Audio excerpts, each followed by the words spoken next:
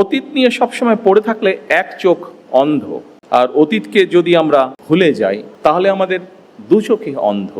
সার্বভৌম একটি বাংলাদেশের স্বপ্ন বহুদিন যাবৎ শহীদ জিয়ার মনে শহীদ জিয়া লালন করছিলেন। বর্তমান গণতান্ত্রিক সরকার আপনাদেরই সরকার। প্রত্যেকটি গণতান্ত্রিক মানুষের কাছে আমি একটি কথা তুলে ধরতে চাই। আমি শুরুতেই 1971 সালের মহান মুক্তিযুদ্ধের সকল শহীদদের প্রতি গভীর শ্রদ্ধা জানাই। স্বাধীনতার ঘোষক শহীদ রাষ্ট্রপতি জিয়াউর রহমান সহ বাংলাদেশের স্বাধীনতা ও মুক্তিযুদ্ধের ইতিহাসের সকল জাতীয় নেতৃবৃন্দকে কৃতজ্ঞতা জানাই। সকল বীর মুক্তিযোদ্ধা, আহত ও পঙ্গু মুক্তিযোদ্ধা এবং মুক্তিযুদ্ধকালীন বাংলাদেশের সাহসী জনগণের অবদানকে স্মরণ করছি, যাদের অনন্য অবদানে আমাদের আজকের এই স্বাধীন বাংলাদেশ। অতীত নিয়ে সবসময় পড়ে থাকলে এক চোখ অন্ধ, আর অতীতকে যদি আমরা ভুলে যাই তাহলে আমাদের দু চোখই অন্ধ।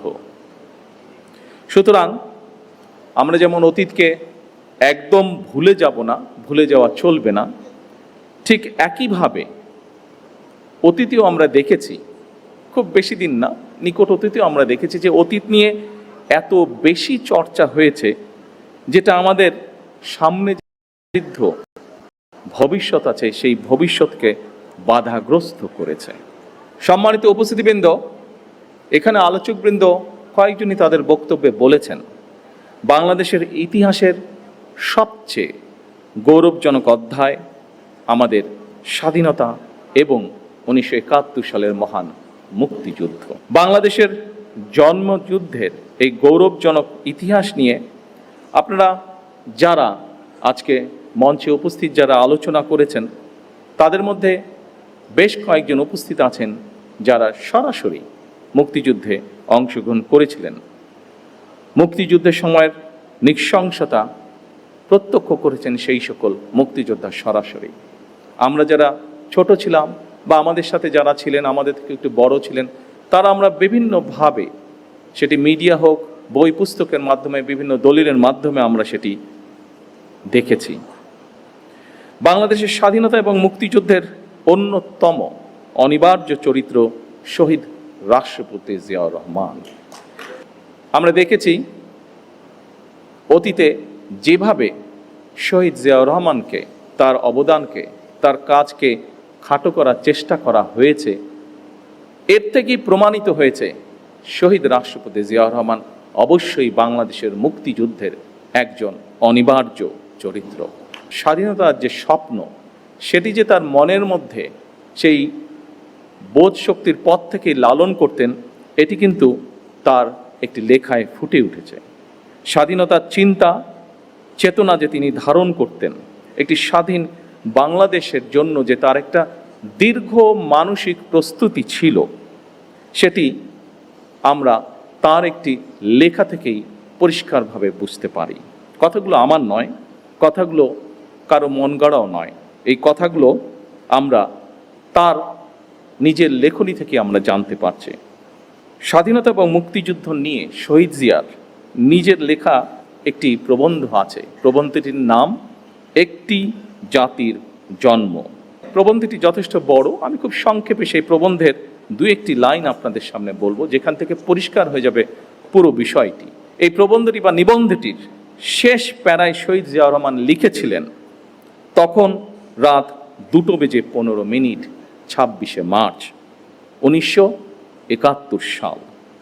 রক্তের আখরে বাঙালির হৃদয়ে লেখা একটি দিন। বাংলাদেশের জনগণ চিরদিন স্মরণ রাখবে এই দিনটিকে, স্মরণ রাখবে, ভালোবাসবে। এই দিনটি তারা কোনো দিন ভুলবে না, কোনো দিন না। এভাবেই উনি লিখেছিলেন। শহীদ জিয়ার লেখা এই 1972 সালের প্রবন্ধটি যখন প্রথম প্রকাশিত হয়েছিল, তখন কিন্তু মাত্র মুক্তিযুদ্ধ শেষ হয়েছে। যারা মুক্তিযোদ্ধা ছিলেন, যারা মুক্তিযুদ্ধের সঙ্গে প্রত্যক্ষ বা পরোক্ষভাবে জড়িত ছিলেন, তারা কিন্তু প্রত্যেকেই তখন বেঁচে ছিলেন, যারা বেঁচে ছিলেন যুদ্ধের শেষের পরে। শহীদ জিয়ার নিবন্ধনটি 1974 সালে আবারও প্রকাশিত হয়েছিল সাপ্তাহিক বিচিত্রা। বিচিত্রা নামে একটি ম্যাগাজিন ছিল সাপ্তাহিক, সেটিতে প্রকাশিত হয়েছিল। শহীদ জিয়ার লেখা একটি জাতির প্রবন্ধ লেখাটি আমাদের মুক্তিযুদ্ধের একটি অনন্য দলিল।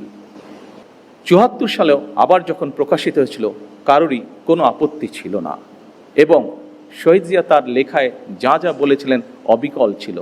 সেই সময় সরকারে কারা ছিল, রাজনৈতিকভাবে কারা কোথায় অবস্থান করছিল, আমাদের কম বেশি প্রত্যেকেরই ধারণা আছে।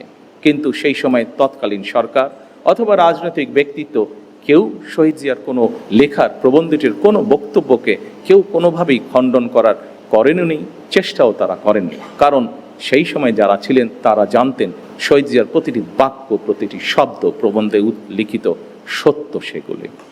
লক্ষ প্রাণের বিনিময়ে আমরা 1971 সালের আমাদের স্বাধীনতা অর্জন করেছি। হাজারো প্রাণের বিনিময়ে আমরা 2024 সালে দেশ এবং স্বাধীনতা রক্ষা করেছি।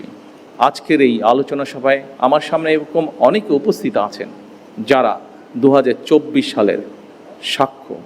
2024 সালে যারা বিভিন্ন প্রতিকূল পরিস্থিতির ভিতরে থেকেও, বিভিন্ন অত্যাচার নির্যাতন সহ্য করেও আপনারা কিভাবে প্রতিরোধ গড়েছিলেন, কিভাবে আপনারা স্বৈরাচারকে দেশ থেকে বিতাড়িত করেছিলেন। আমরা আমাদের বহু সহকর্মীকে সেদিন হারিয়েছি। সম্মানিত উপস্থিতিবৃন্দ, প্রতিটি প্রাণের স্বপ্ন আছে, আকাঙ্ক্ষা আছে। স্বপ্ন ছিল, আকাঙ্ক্ষাও ছিল। সেই আকাঙ্ক্ষা পূরণেই তারা সাহসের সঙ্গে, যারা সেদিন লড়াই করেছিল, তারা সাহসের সঙ্গে অধিকার আদায়ের জন্য লড়াই করেছিলেন 71-90-তে।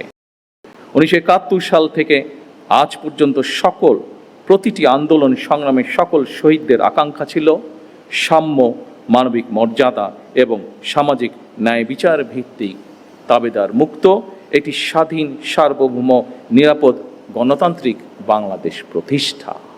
প্রত্যেকটি গণতান্ত্রিক মানুষের কাছে আমি একটি কথা তুলে ধরতে চাই আজকে আমাদের এই মহান স্বাধীনতা দিবসে।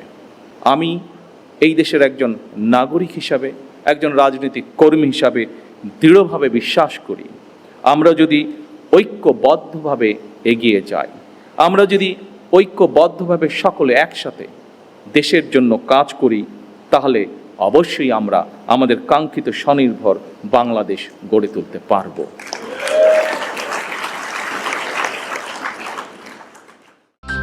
অগ্রযাত্রা প্রতিদিন, নির্ভীক প্রত্যয়ে উজ্জীবিত।